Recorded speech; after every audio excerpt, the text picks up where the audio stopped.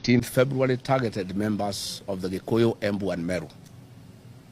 Again, on the 5th of March, in Roysambu, brutal demolition took place, again targeted the members of the Gikuyu, Embu, and Meru.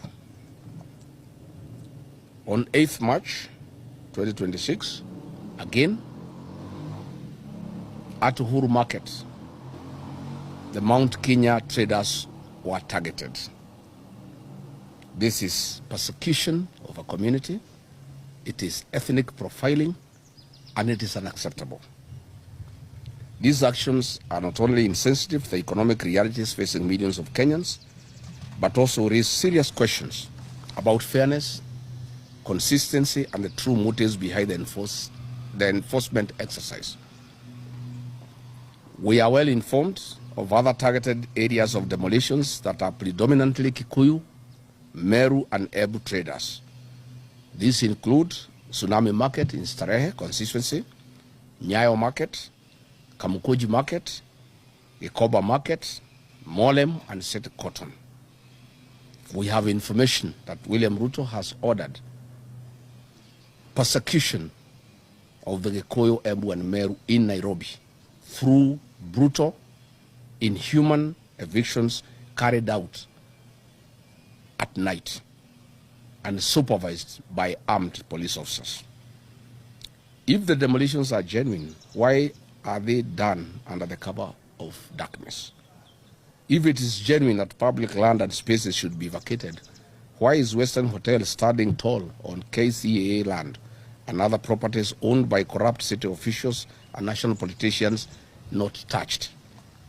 This double standard exposes a troubling pattern where the law appears harsh on the weak and strangely hesitant when it comes to powerful interests. Justice must never operate on the principle of strength versus weakness. The rule of law demands consistency. Is structure sitting on road reserves demolished?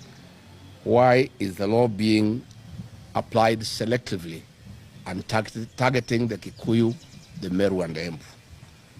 What is good for the goose must indeed be good for the gator. We have intelligence information that President William Ruto has vowed to displace the Gema community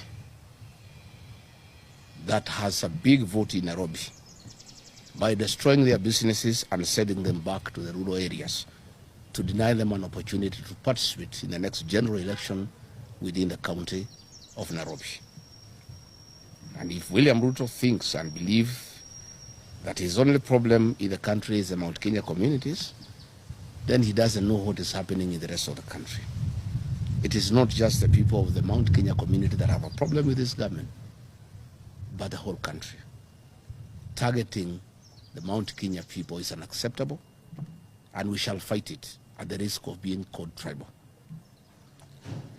We have also information that Governor Sakaja has ordered that business people and contractors who have rendered services to the county government of Nairobi and come from the Gikuyu, Embu, and Meru communities should not be paid. They have been struggling for the last 3 years with pending bills, and this community has been targeted for impoverishment and being denied their rightful dues after doing work with the county government of Nairobi. At a time when Kenyans are struggling with a harsh economic climate, destroying modest businesses of ordinary traders without offering viable alternatives is both unjust and deeply irresponsible by this brutal regime. These traders represent the backbone of our informal economy. They are not criminals. They are hardworking citizens striving to feed their families under extremely difficult circumstances. For once, be mindful of the hustler whose healthcare, education, and no other systems you have destroyed, and they are crying in great pain and anguish in a bottomless economic abyss. How do you feel or even sleep at night when women and children are crying in the cold rain season? And just the other day, you butchered hundreds of Gen Zs and others ordered to be shot on the legs. What is even more troubling is the glaring selectivity in the application of the demolition orders. While the government moves with remarkable speed and force against kiosks and small stores owned by struggling 1 inch from the Mount Kenya region, other large and well-known establishments that sit on contested public land remain conspicuously untouched and rarely discussed in the same breath? Why can this remarkable government energy be used to unlock drainage in Nairobi and streamline disaster management in our cities? Selective enforcement undermines public trust, fuels perceptions of political victimization, and deepens ethnic and social tensions in our country.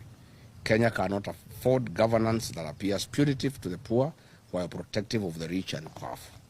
I therefore call upon the relevant authorities to immediately halt these demolitions and subject the entire exercise to a transparent and fair review.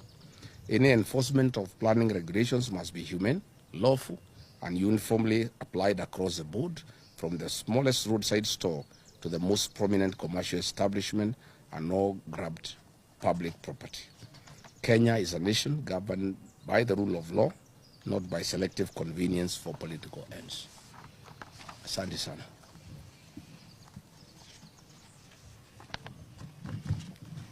Sawa sawa.